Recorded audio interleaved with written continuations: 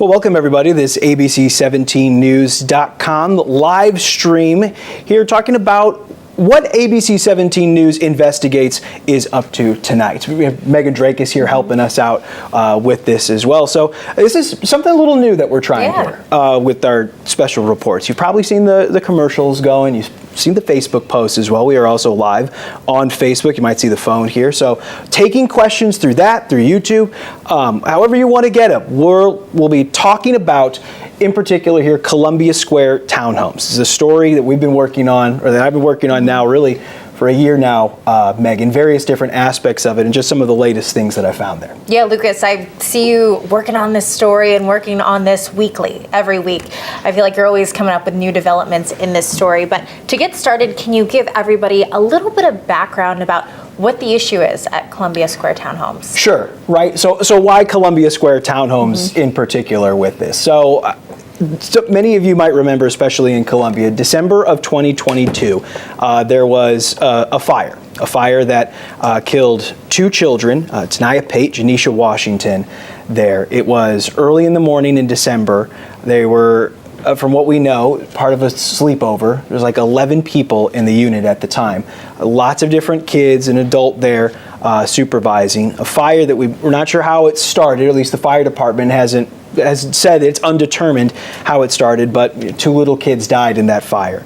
We found out mainly that there were no working smoke detectors in that unit. They had one actually present smoke detector that wasn't working. Essentially a useless smoke detector there at the time. And so that has kind of kicked off this year of investigations that I've done, because I just couldn't understand how could it be that this unit had no working smoke detectors. And so we've turned up a lot of issues with that and lots of other issues you might have, we've talked about.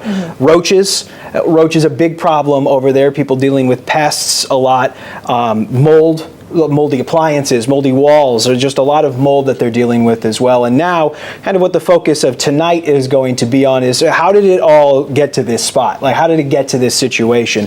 And discovering this kind of issue, this management issue, right? This deeper kind of issue on how the complex was run at the time here a couple of years ago. Lucas, I know we have gotten emails about this, even as recently believe yesterday or today we had a resident reaching out to us just sharing pictures of that mold, and I know we've aired pictures of roaches and stuff like that, like you mentioned. So it's definitely an issue that is important to a lot of people, especially to those people living at the complex. Yeah, right. I mean, this is where you live. This is for many people. There's not really a lot of choices too. Some more context on Columbia Square Townhomes specifically. So this is a complex dedicated for low-income residents. It's a complex that receives Section 8 benefits through what's called project-based rental assistance. The short of it is that Housing and Urban Development gives money directly to the owners and managers of the complex, which go to subsidize rent there. 121 units are subsidized through these payments, and so the people living there are low income. You got to give proof of such, and then depending on how much you make is how much the government is going to cover. So for a lot of people there, this is like one of the only games in town. This is one of the only places that they can afford to live. Lots of young families there too, as I found out through reporting on this. A lot of people, that have their babies, their children that live there. And so for a lot of people, like this is their one of, if not their only choice, as far as living goes. I know, Lucas, you mentioned a lot of moms with children live there as well. I also did reporting on rent and income, a lack of affordable housing in Columbia within the past month or two. And there's just not enough out there. A lot of people are searching, especially with inflation, rising rent prices, which have just skyrocketed in the past few years, especially after COVID. A lot of people are looking for that affordable rent. So kind of, I know you said when people get in these, are in this complex, they feel like they don't really have anywhere else to go.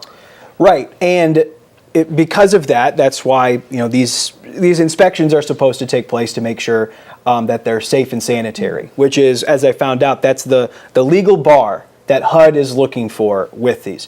So let's talk a little bit about what this is about tonight, what we found. So as part of the contract with Housing and Urban Development, the state the Missouri Housing Development Commission comes in and does yearly inspections. Make sure that they're up to the standard that they're looking for to continue to receive their federal benefits, which I know are somewhere in the at least the hundreds of thousands of dollars. I'm still waiting for the state to tell me exactly how much money they've given through this, but anyway, they have to come in and do inspections every year, and so that's what I have for this is these inspection records for it from what the state found. So in particular, the state found in one of them a huge management gap in who was running the complex there. So in early 2021 is when this complex got bought by, it's a company called Ledge Capital. They got offices all over the country. It seemed to be based out of Washington, but they got like this office in Los Angeles, one in Dallas.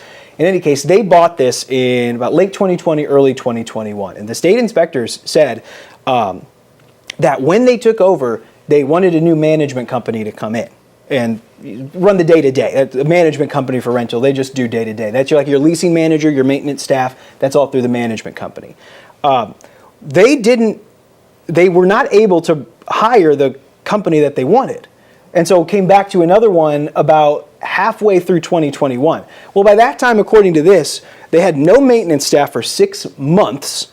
They had no leasing manager for 12 months. I mean, these are crucial positions for a rental complex. I mean, the folks maybe watching who might own rental properties, especially ones with 120 plus units there, right? And that's not just people. That's, you could have 3 people living in one unit. So, that many people living in the complex. You're going half a year with no maintenance staff.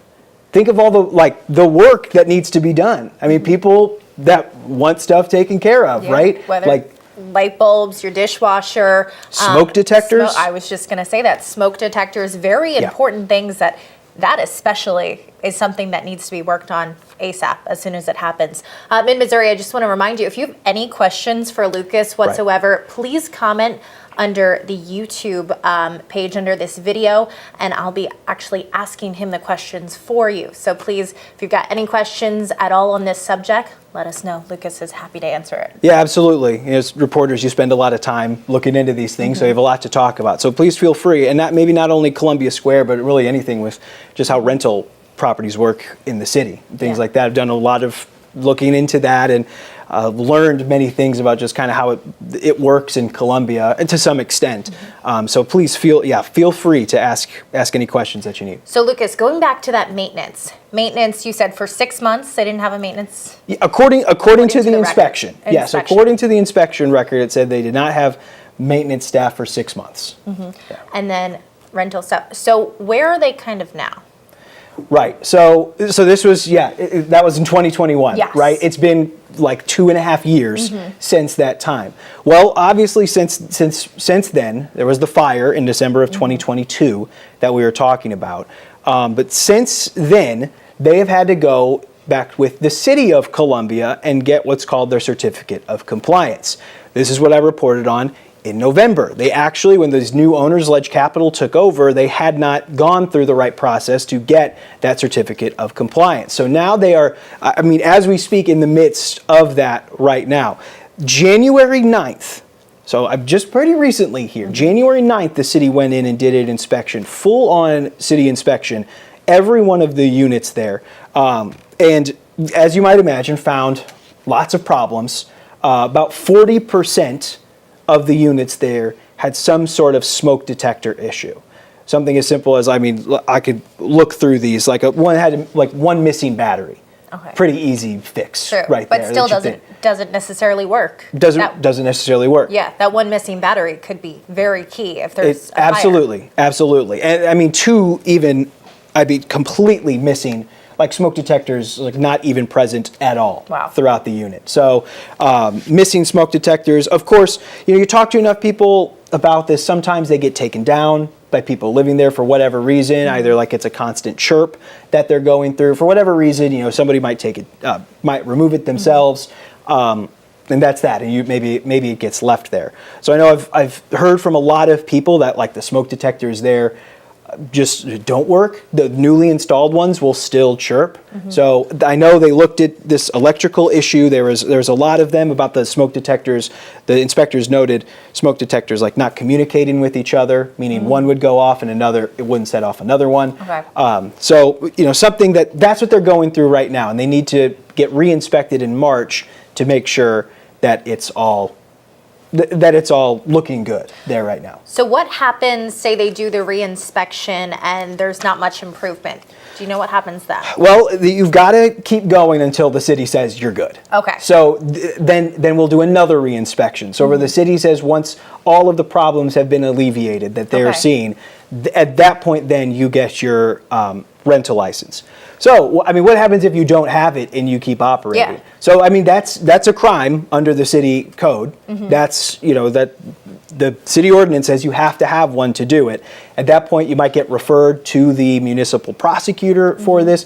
I know, from what I understand from the Office of Neighborhood Services, if they're in the midst of working on it, they're not necessarily going to go and, turn you into the prosecutor. Because they know that you're, they seem to be, if you're showing an effort that you're working on this, that goes a long way in that process. So this company, by the way, since they've taken over, have now twice been cited by the municipal prosecutor for various nuisance violations. One, because they didn't fix siding on the buildings. You might remember like the hailstorm. Maybe it happened like in April of last year, fixing the siding on some of the buildings.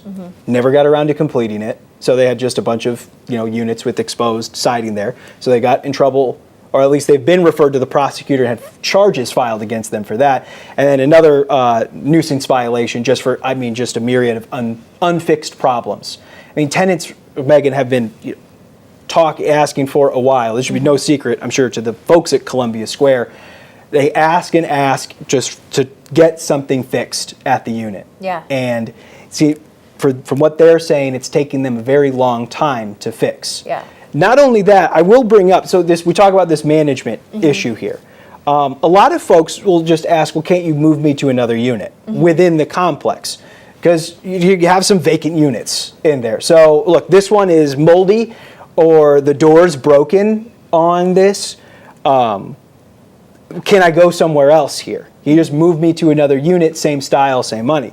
Well, these inspection records show that it's taking them just a really long time over there to get units ready to turn around. Yeah. So we went from, according to this, in 2020, there were at about 18 days to get a unit, to turn around a unit. They're up to 135 days. And that is now. Wow, that's multiplied by 4 how months. many times? Yeah. It's about 4 months to get a unit ready to go. And in the inspection, point out some of the vacancy problems here are just like they're missing stoves, they're missing refrigerators. Like you can't move somebody in there and not have those appliances. A stove or a fridge, those are essentials. Right. So it seems that they're having problems, according to these inspections, having these units ready for people to move in. So for these tenants who are living there that are, asking, can I move somewhere else while you fix whatever problem is here, it's growing more difficult for them to do it. And the management gap, as I call it, this thing that happened in early 2021 seems to be, according to these numbers here, like where it all begins to start growing. Because the numbers are, again, it's like 18 or days like that. I think in like the inspection after that, just a few months later, there was something at like 6 days, or like really, really short amount of time. And then after that mention in the inspection, it just begins to grow. And now we're in triple-digit days.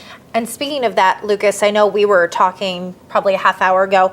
You actually said that HUD has a number of days that they would like the complex to have that turnover, and if you don't have that, you can actually lose funding.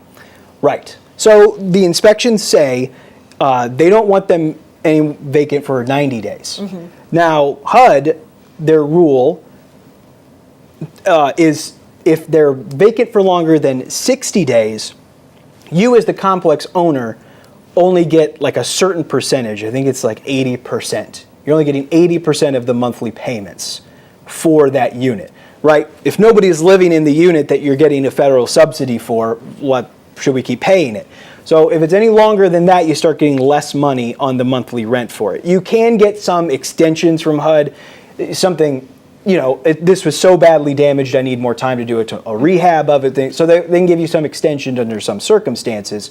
But 60 days. And units here, again, are taking multiple hundreds of days to be ready to rent. I will also say this too, like everything that I've brought up here, all of these problems and issues that inspectors noted that I'm relaying here, I have asked Yarko, the management company that does this, I've asked them to do multiple interviews on these topics, and I have not heard back on any of them. I think the most I've received so far is when I asked if I could go along on the city inspection, if they let me on the property to go with the city inspectors on January 9th. They said, no, for privacy concerns, we don't want you, going, sometimes you'd be going into people's units and things. So they said no, but we could answer some questions by email.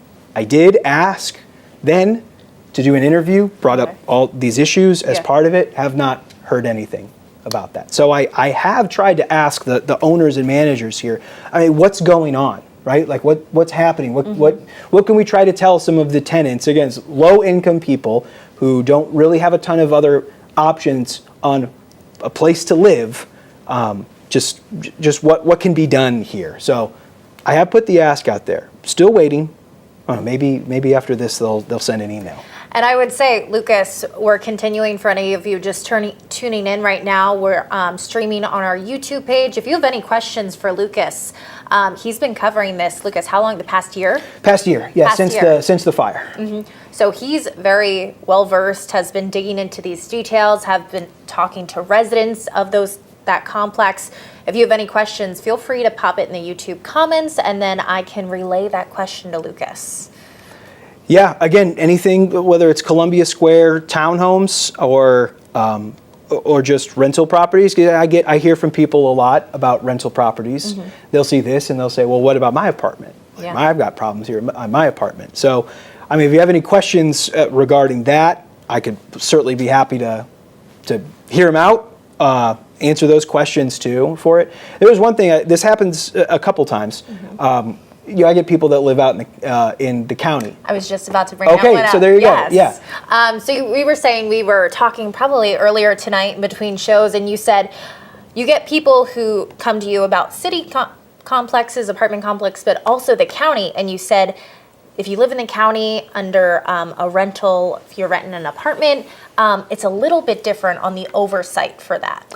Yes, yeah, I'd go even further. I'd say it's a lot different. A lot different, than on that side. So, difference between Columbia and Boone County. The nerdy part of it is to say it's a charter. So Columbia is a charter form of government, means it can make a lot of its own rules and regulations, including governing rental properties, things that they have to be up to certain codes. The county does not have those same rules, regulations, or ordinances. It's a different governance form. So there are much fewer rules and much less oversight from the government.